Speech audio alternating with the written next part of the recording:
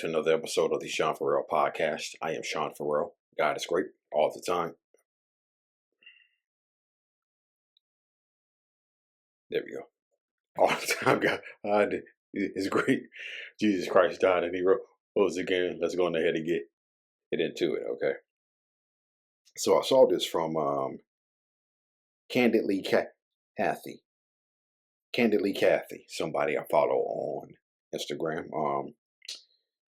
What people think feeling suicidal is, okay?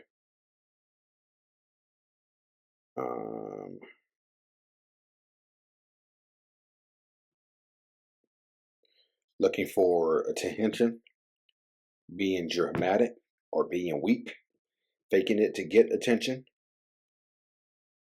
to cause suffering.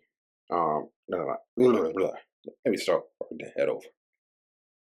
What people think feeling suicidal is looking for attention, being dramatic or being weak, faking it to get attention, to cause suffering and pain to others, is a violent person,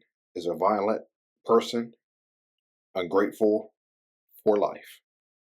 That's what people think feeling suicidal is. But what it actually is this: unbearable pain and inner turmoil. It feels never ending. Feeling so trapped inside yourself.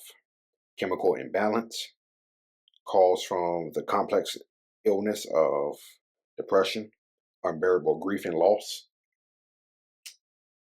Yeah, unbearable grief and loss. How many times have people called into the suicide prevention lifeline and had reason?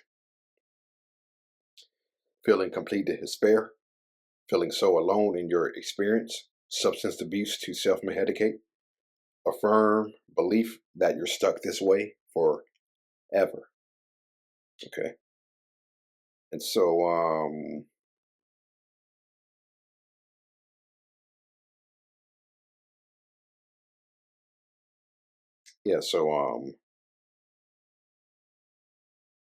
that was from Candidly Kathy.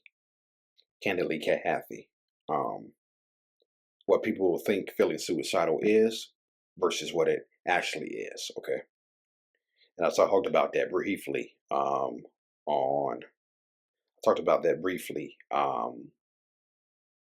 my last video. Okay. Um, so let me.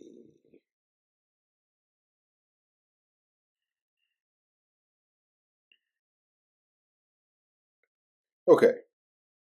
Of course, September is Suicide Prevention Month. Okay. And just some facts about suicide. We lose over 800,000 people per year to suicide. It is the 10th leading cause of death worldwide, 10th or 11th. They say it's the 10th leading cause. Last I saw, it was the 11th leading cause, but still. Two of the leading factors that contribute to suicide are isolation and feeling like a burden. Speaking up when suicidal isn't attention seeking. Having mental health issues doesn't make you weak. No, it doesn't. No, it doesn't.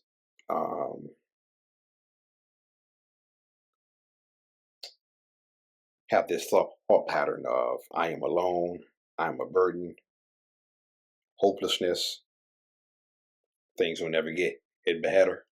That are desire for that lead to the desire for suicide. Untreated depression or undertreated depression. Okay. Also is also leads to suicide. But I think the alarm, the alarm, what's the word I'm looking for? The alarm sign to look out for when someone is thinking about suicide is when they say they're talking about suicide, they say they feel like this, they feel like that, they feel like this, they feel like that. And then all of a sudden, one day, they're calm, they're happy, they seem peaceful. Okay?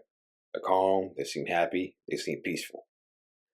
That means that they probably have made their decision and they're going to go through with it. Okay? That is the alarm. That is the alarm symptom to look out for. When they say they feel like this, they feel like that for a long time. And then all of a sudden they seem peaceful, happy, and at ease. That probably means they made the decision. More than likely, they've made the decision to go through with it. Okay.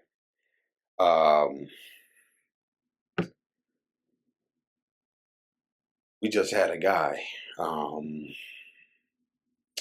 here in Memphis. Talked about this a few weeks ago. We just had a guy jumped off the I-40 bridge, the Hernando de Soto Bridge here in Memphis that links Tennessee and Arkansas. Okay, guy jumped off the I-40 bridge. Okay, yeah, guy jumped off the I-40 bridge, and I don't know if they ever found his body or not. But yeah, it's a sad situation. It's just a sad. You never know what somebody's going through. You just never know what somebody's going through. Okay, just never know what someone's going through. All right.